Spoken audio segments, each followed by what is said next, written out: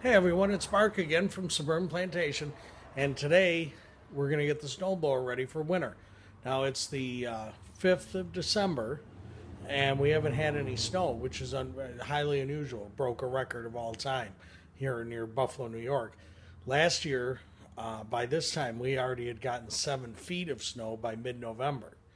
So today, it's beautiful out. Take a look. It's 50 degrees.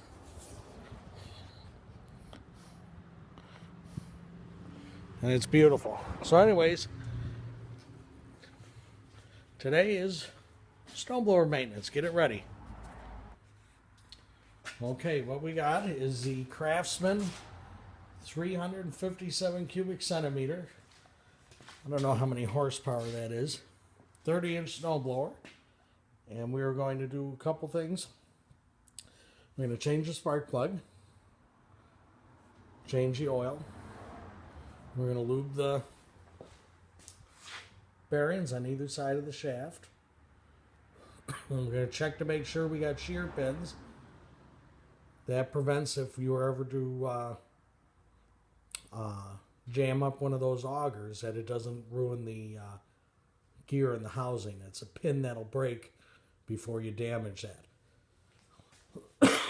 that. And change the oil with full synthetic. That's all I run in my outdoor stuff. All my stuff for that matter. And air up the tires.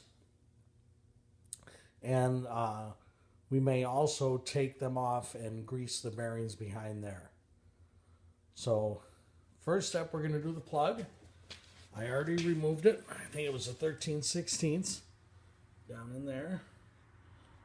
You can see the right there. I've got the plug. It is an Autolite 63.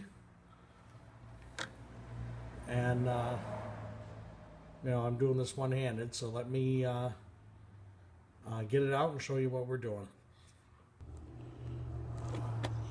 Okay, I'm doing this blind, so now the book suggests a gap, which is the gap between the electrode and this arm, of 20 thousandths, between 20 and 30.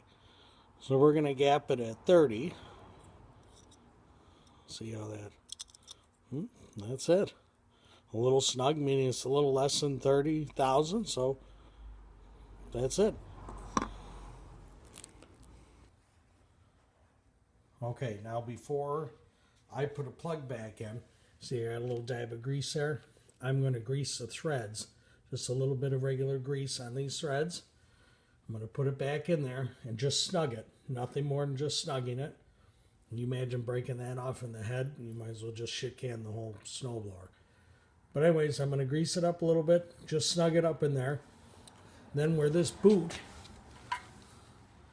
snaps over the spark plug, I'm going to put a little dielectric grease on this and the boot here so it doesn't stick, because it gets hot in there and sometimes they get sticky. So when I was at AutoZone, I bought a little packet of dielectric grease. It means that electricity flows readily through the grease. So let me do that. I'll reinstall the spark plug, then I'll be back. Okay, plug's in, boot's back on, snapped in. Now we'll come around, grease these bearings. Actually just, spray them. There's no grease fittings in there.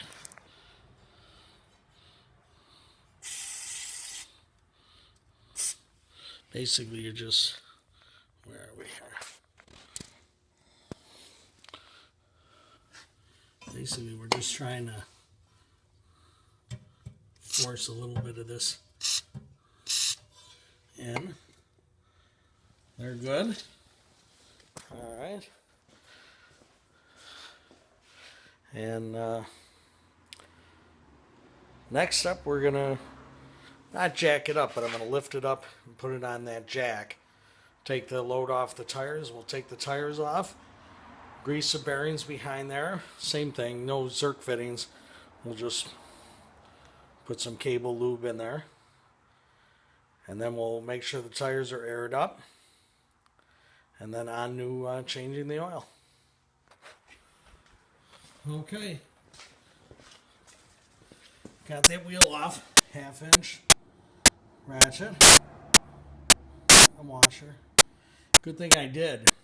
I think this machine might be 5-6 years old and never had the wheels off. Had a hell of a time getting it off of there. So good thing I did it. I don't know if we'll lube that up. And this plastic collar.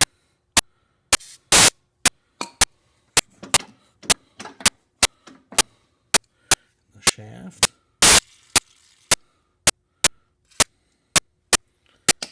And then squirt a little bit in there. All right. But the only thing that was kind of difficult was getting the nut worked out. Because of course the tire wanted a freewheel. Well, the tire's big enough. I held it, broke it free. So I'm going to see if these need air, fill it up, reassemble, go on to the other side, do the exact same thing. Then we're going to come back. Oh, and I want to talk about the shear pins. One thing, I got 2 packs of them, and it is part number 7188389 for anyone that's interested. 30-inch Craftsman. I think they all take the same one. I got 2 packs. Go buy them. Keep them, because when you really need it, each one of these little augers, let's see, we're going to have 1, 2, 3, 4, 5, 6. Each one of those has a shear pin. And believe me, you lose one or two, you're done.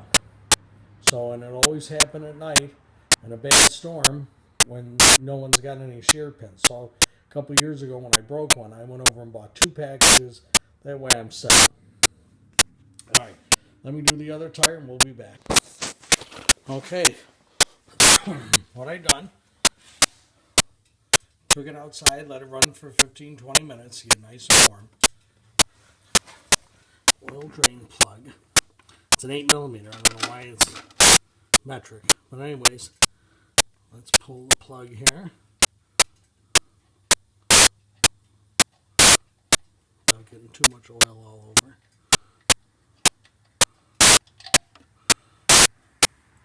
What happens, you let it run, get the oil hot. It lifts all the crud in the bottom of the crank, gets everything loosened up. Now when we drain it, we're going to get all the shit out of there. All the sediment plus the old oil.